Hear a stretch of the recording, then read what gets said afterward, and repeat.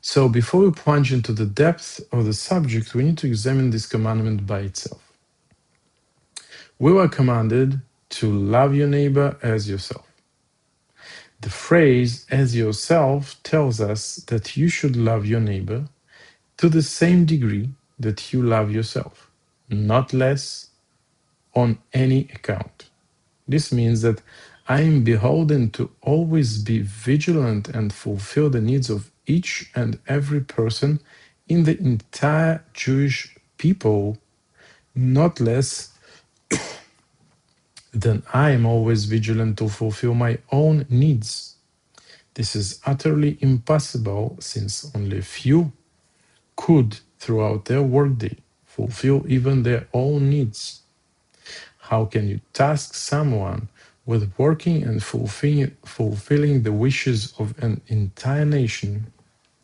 Yet, it is impossible to think that the Torah speaks in hyperboles. For the Torah warns, "You shall not add thereto nor diminish from it," Deuteronomy 13:1, to show you that words and laws were spoken with the utmost precision.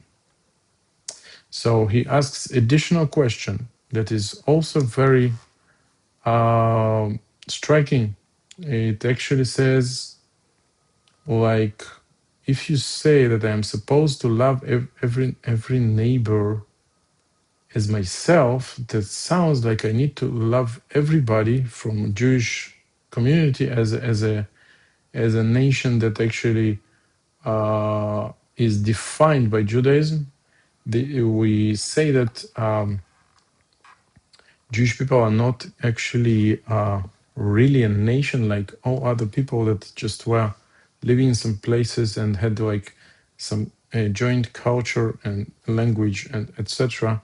And they also can be of different religions and they still can be like a nation. A Jewish nation is not like this. It's actually a nation that built up around a spiritual doctrine, the religion, maybe less good word religion, but that's how it's called. So, like Jews actually were, there was no such thing Jews till actually the Matan Torah, the giving of the Torah happened. And that was actually the inception of this nationality. So in Jewish people think there is no such thing like a Jewish person that is not is not related to Judaism. I mean, we have Israeli people right now in our days that kind of are less into keeping mitzvahs or something like that, but generally Jewish people and Judaism is inseparable thing. So the moment you stop keeping mitzvahs and you go and you, for example, marry somebody that is not Jewish, according to Judaism, you actually stop to be, your like next generations just stop to be Jewish. And that's the explanation that a Jewish people is an idea. It's a spiritual path. It's the people that kept together for centuries, for thousands of years together around this spiritual idea. That's why you can join. Anybody actually can join and become Jew. And you can't become, you can live in any country nowadays, but you can't really become part of some German nationality. You can be German citizen, but That doesn't mean you're like German, it doesn't mean you're French. Though you can speak French, you still like, if you're, for example, if you're a Jew, you will remain Jew. And if you're Russian, you might be still Russian, or any other nationality. If you French, you come to live in Italy, you won't be Italian by this, And also, you can be Italian and you can be like Christian and you can be Buddhist and you can be anything else.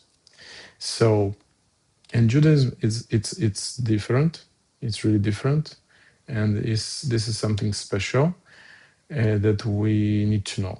That Jewish people and Judaism. It's kind of inseparable thing. Why I did this detour, because I actually wanted to let's just read what we were reading. This means that I'm behold. Yeah. Okay. Yeah. So we read this thing about why I actually said that it's only about Jewish people in this context, as he states that when you need to love your neighbor, that means that actually you need to love every neighbor inside of this Jewish community of this Judaism spiritual path. Because if people are not on this path, you're kind of, they can just abuse this thing that you try to love them as your neighbor, and that's something that has to be from both sides. That's an important thing. But what he says, that the love to your neighbor as yourself really sounds like you need to fulfill the needs of every person in the entire Jewish people, not less than I'm always vigilant to fulfill my own needs. And it's impossible. It's really clear that it's something that is impossible. And then he asked, okay, if this is like so clear that it's not possible to accomplish that, and on the other hand, we really know that the Torah doesn't speak in hyperboles, that it doesn't give us commandments that we cannot actually accomplish. And it is really well defined in the Torah itself that everything we get, you should do exactly the way that you are commanded to do, not to add and not to diminish. So that's another question. How come we have this general, the most important, maybe generic rule of the whole Torah and Judaism that sounds to be quite impossible to accomplish? So let's continue. As if you find this insufficient, let me tell you that the literal meaning of this commandment to love one's neighbor is even more exacting. Our neighbor's needs should take precedence over our own. This follows the Tosfot interpretation of the Jerusalem Talmud regarding the verse, because he is happy with you, Deuteronomy 15:16, referring to a Hebrew slave in the following words. At times, when he has but a single mattress, if he lies on it himself and doesn't give it to the slave, he doesn't uphold because he is happy with you. Tosfot on Kiddushin 20a. For he lies on the mattress while the slave lies on the ground. But if he doesn't lie on it, yet doesn't give it to the slave, this is sodomite rule, selfishness. He thus necessarily has to hand it to his slave, while the master should lie on the ground. Study their will. So he says we can see from the Kiddushin in Talmud that it's even worse. So we not really need to fulfill the needs of other people as we fulfill the needs of ourselves. We actually need to prefer the needs of other people to the needs of ourselves. And he explains it on this example of this Jewish slave that in Talmud the sages actually say, if you have a Jewish slave and you have only one pillow, and you are supposed to accomplish the thing that says because he is happy with you. And how can he be happy with you if you lie on the pillow and he is lying on the ground? So the Talmud actually says you are supposed to give the pillow the only one single pillow or mattress here to your slave, and you will sleep on the ground. If you have two, of course, you are both fine. But in case you have only one, that is the commandment. So it's just expands the borders of what I need to do for other people even more, and it becomes super unrealistic even more. So let's understand what's actually lying behind all this.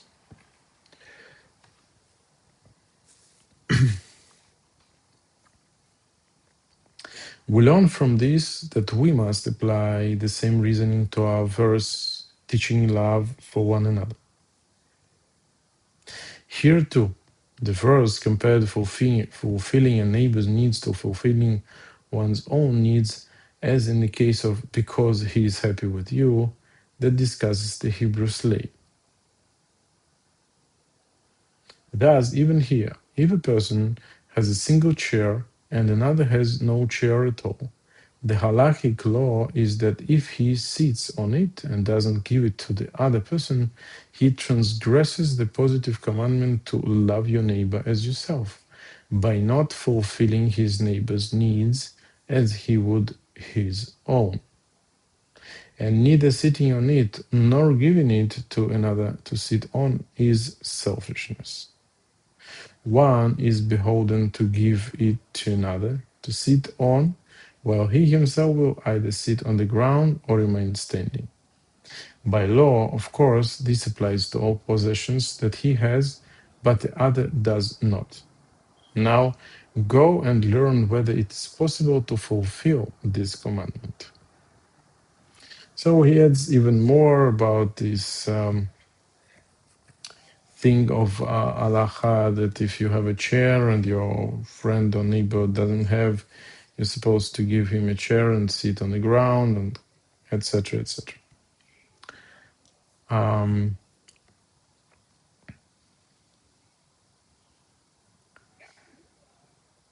So, okay.